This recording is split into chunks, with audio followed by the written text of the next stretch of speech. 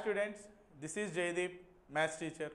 So ఈరోజు వీడియోలో ఏపీఆర్జేసీలో మనం మ్యాథ్స్లో ఇంపార్టెంట్ టాపిక్ అయిన ట్రిగ్నోమెట్రిక్ ఫార్ములాస్ గురించి డిస్కస్ చేసుకోబోతున్నాం. So let's get into the video. So ట్రిగ్నోమెట్రీలో మనం ప్రాబ్లమ్స్ అన్ని based upon right angle triangle మీదే బేస్ చేసుకొని సమ్స్ అనేవి చేస్తాం. సో ఈ రైట్ యాంగిల్ ట్రయాంగిల్లో మనకి టోటల్గా 3 సైడ్స్ ఉంటాయి. So the side which is opposite to the perpendicular that is 90 degrees. Side ఏదైతే 90 డిగ్రీస్కి ఆపోజిట్గా ఉంటుందో దాన్నే మనం హైపోటెన్యూస్ అని పిలుస్తాం. And the side which is opposite to our theta is called opposite side. And the side which is adjacent to the theta is called the adjacent side.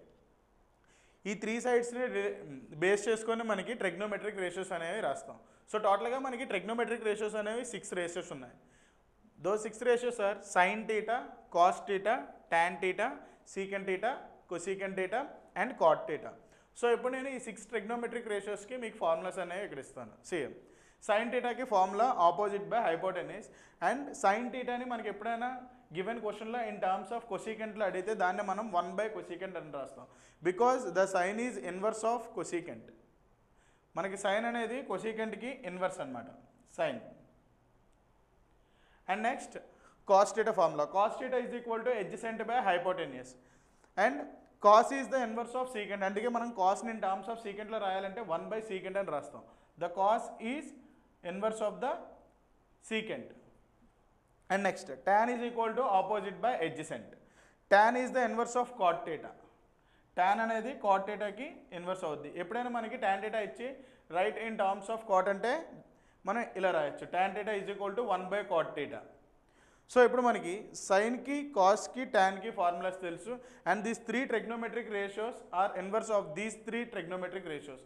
So ఆటోమేటిక్గా మనకి ఈ 3 ఫార్ములాస్ తెలిస్తే రిమైనింగ్ 3 ఫార్ములాస్ అనేవి వాటిని base చేసుకొని రాయొచ్చు. So సైన్కి opposite by hypotenuse formula అయితే కొసీకెంట్ అనేది ఏంటి, సైన్కి ఆపోజిట్ అంటే రివర్స్, ఇన్వర్స్. ఇన్వర్స్ అంటే దీని యొక్క రెసిప్రోకల్గా దీని ఫార్ములా అవుతుంది.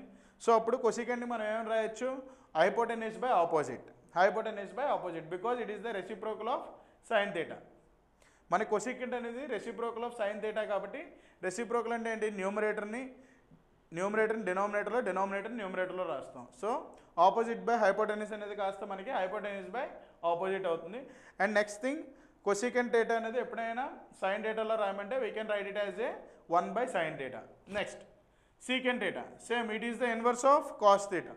So inverse of cos theta అంటే ఏమవుతుంది, కాస్ థీటాకి ఫార్ములా ఏదైతే ఉందో దాన్ని మనం రెసిప్రోకల్లో రాస్తాం because it is the reciprocal of cos theta. Cos theta formula adjacent by hypotenuse అయ్యేటప్పుడు దీని రెసిప్రోకల్ ఏమవుతుంది, hypotenuse by adjacent that is secant theta.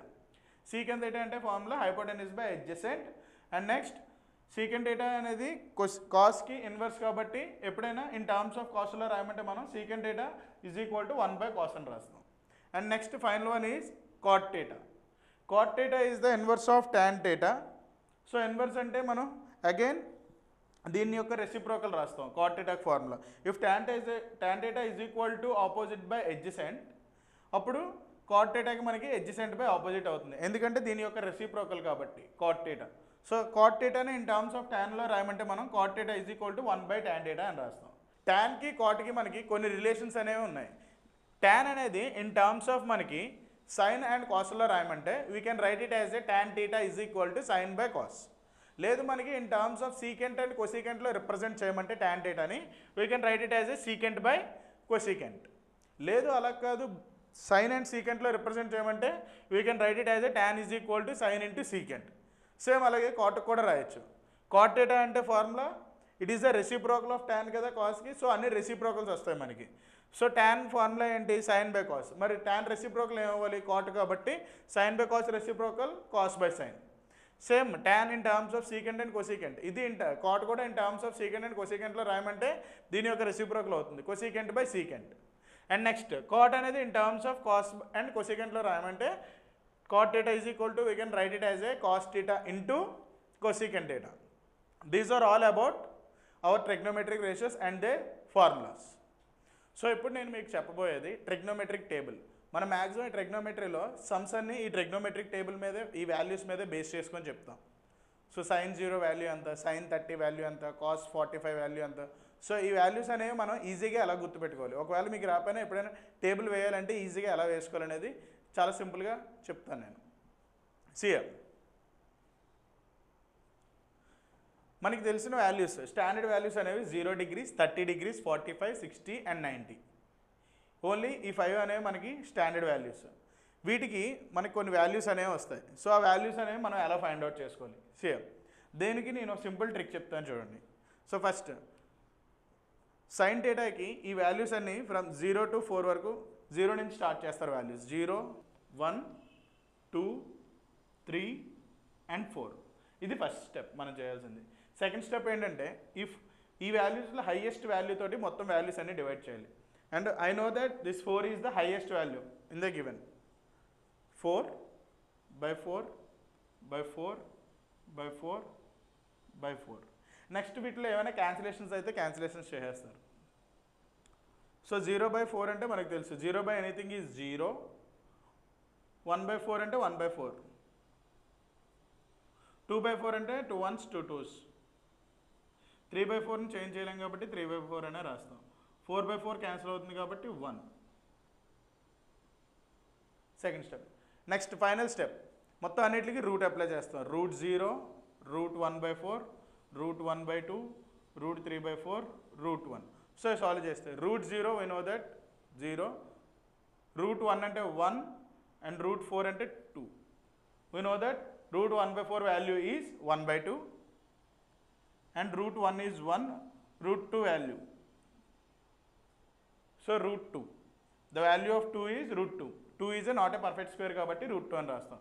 Again 3 not perfect square కాబట్టి √3 by √4 అంటే value is 2. √1 is equal to 1.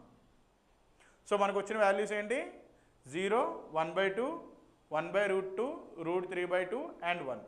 So ఈ values ఎలా solve చేయాలో నేను మీకు చెప్పాను. సో ఇప్పుడు డైరెక్ట్ వాల్యూస్ అనేవి వేసేస్తాను ఇక్కడ.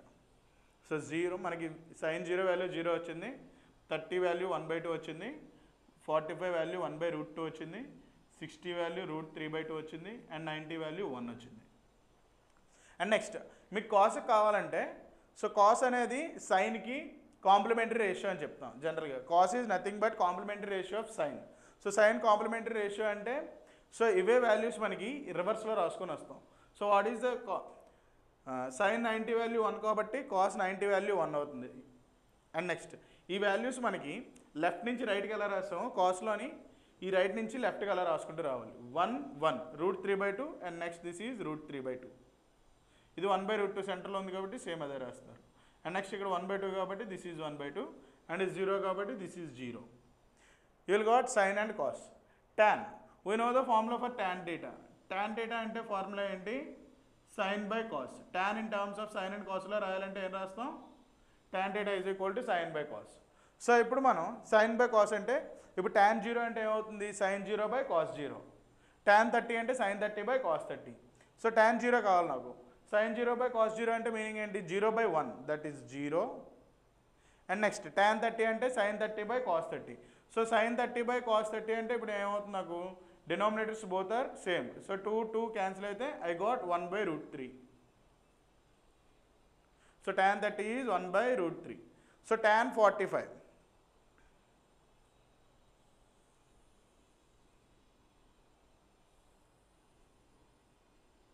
సో tan 45 అంటే sin 45 by cos 45. sin 45 value 1/√2, cos 45 value 1/√2. Both numerator denominator సేమ్గా ఉన్నాయి కాబట్టి క్యాన్సిల్ అయితే 1 మిగులుతుంది. అండ్ నెక్స్ట్ tan 60 అంటే sin 60 by cos 60. sin 60లో cos 60లో డినామినేటర్ సేమ్గా ఉన్నాయి. So denominator this 2 will cancel, we will get √3/1 that is equal to √3. So tan 90 అంటే sin 90 by cos 90. sin 90 is 1, cos 90 is 0. We know that anything by 0 that is undefined. So ఎప్పుడైనా మనకి rational నెంబర్లో Q ప్లేస్లో 0 ఉండకూడదు. We know that rational number where Q not equal to 0, p/q form. Rational number అనేది ఒక p/q ఫామ్లో ఉండాలి, queue అనేది నాట్ ఈక్వల్ టు 0 ఉండాలి. బట్ ఇక్కడ మనం p/q ఫామ్లో రాస్తే 1/0, 0 అయిపోతుంది కాబట్టి we cannot define. This is undefined. And next so మనకి సైన్ కాస్ tan వచ్చేస్తే ఈ రిమైనింగ్ మూడింటికి ఇన్వర్స్ కాబట్టి డైరెక్ట్గా రాసేయచ్చు. We know that cosecant is the inverse of sine, right? We know that cosecant is the inverse of sin theta. So inverse of sine theta అంటే meaning ఏంటి, sine values అన్ని cosecant వాల్యూస్కి reciprocal అవుతాయి. So జీరోకి reciprocal zero can I write it as 0/1. So 0/1కి reciprocal అంటే 1/0. So ఇక్కడ again denominator నాకు 0 అవుతుంది. So this is undefined. Again this is undefined. So cosecant 30. So sine 30 అంతా 1/2, దాని రెసిప్రోకల్ అంతా 2/1 అంటే 2.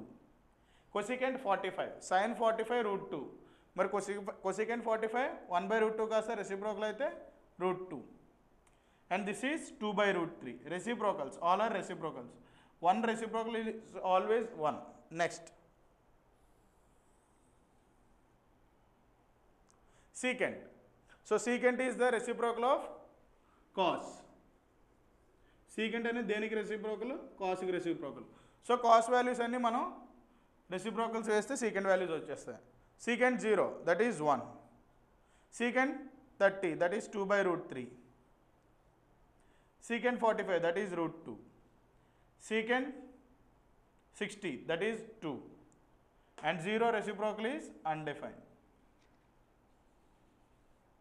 The reciprocal of 0 is undefined. And next, cot.